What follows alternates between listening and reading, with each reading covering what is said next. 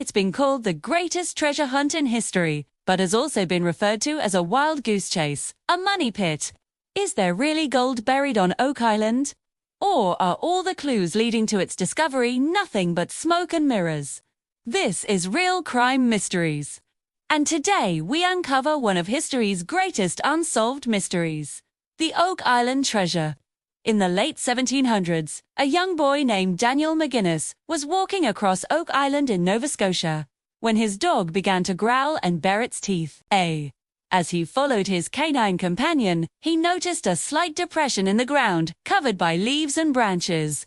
At first, he thought it might be a natural sinkhole, but as he investigated further, he realized it looked like a man-made hole that had been filled in long ago. Curiosity overcame him, and he began to dig and soon hit something hard.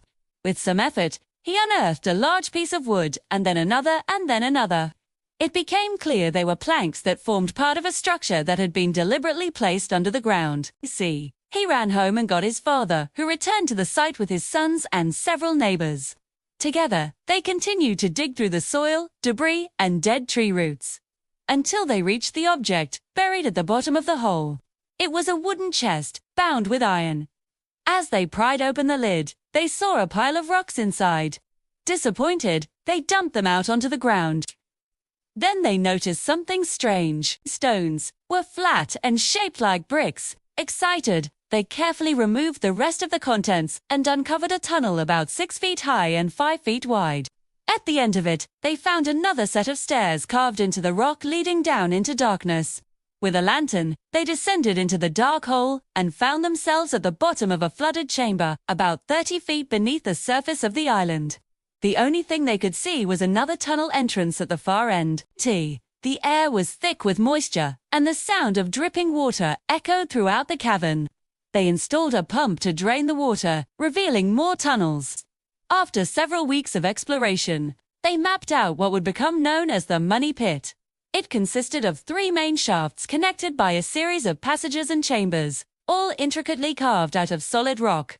But they never did find the treasure. A few months after the initial dig, Daniel returned to the island to continue his search, but his dog refused to go anywhere near the money pit. He heard the animal growl, and seeing the wild look on its face, he knew there was something dangerous nearby. He looked around and spotted a small hole covered with leaves and twigs. Daniel reached in and felt a sudden sharp pain in his finger. Startled, he pulled his hand away and saw blood trickling from a deep cut. He recognized it as a common injury among fishermen who often cut themselves on the hooks and rigging of their boats.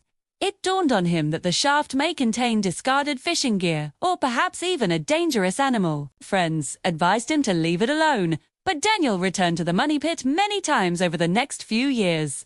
Each time he discovered more evidence of its bizarre construction. For example, he found large pieces of slate that had been melted and poured into molds to create perfectly smooth bricks. And instead of mortar, the builders used a type of sawdust mixed with pitch. Most of the tunnels were dry, but the central chamber contained standing water, which Daniel believed was used to power a water wheel that could be connected to an overground mill. Daniel didn't realize it at the time, but these discoveries would captivate treasure hunters for generations. Some believe the money pit was built by Benedict Arnold after he betrayed the Americans in the Revolutionary War. Others think it was created by smugglers or even pirates. One of the most popular theories is that the pit is the resting place for a fortune stolen by members of the Knights Templar. But who were the Knights Templar? Formed in 1118, they were a holy order of warriors who protected pilgrims on their way to the Holy Land. By 1150, however, the Templars had grown wealthy and powerful. So much so that the King of France accused them of immorality and heresy and ordered their arrest. Some escaped to Oak Island, where they supposedly buried their treasure before disappearing. This brings us back to Daniel and his dog.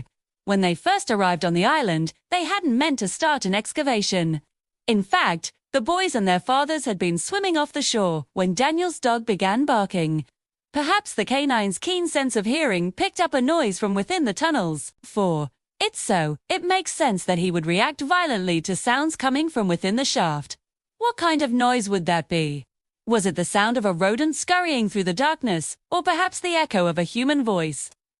One theory suggests that the Knights Templar weren't entirely wiped out by the French king. Instead, a small band survived in secret and passed down stories of the buried treasure to their descendants. This would explain why the islanders stopped digging once they heard the rumors of a curse. For hundreds of years, tales of Oak Island were passed down orally until Daniel came along. Legend says that whoever finds the treasure will be cursed and 7 people must die before it can be uncovered. But there is no record of any deaths being linked to the money pit until the 1900s. So how did the story evolve over time? Let's fast forward to 1906, when 2 brothers named Harry and Dana Dack began excavating the island.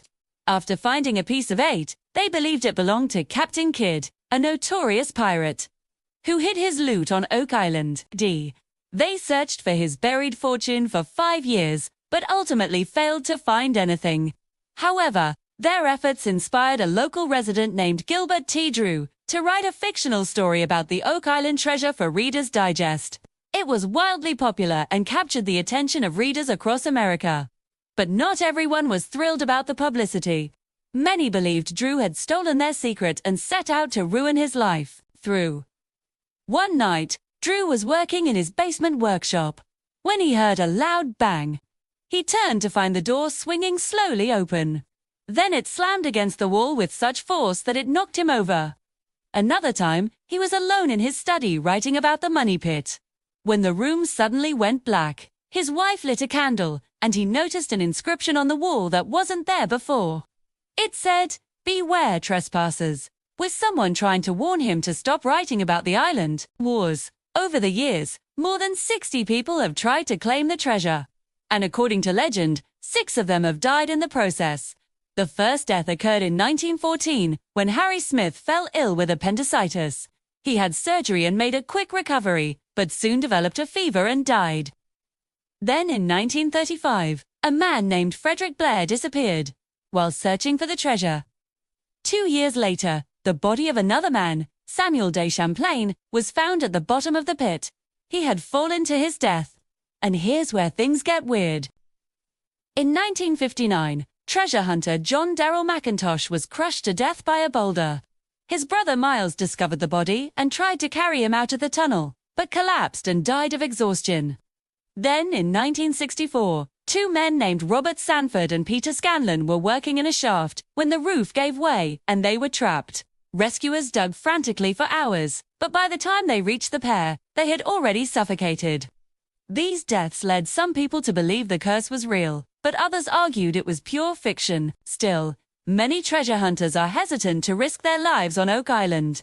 However, in recent years, a team of explorers known as the Oak Island Group have been combing the shores for clues.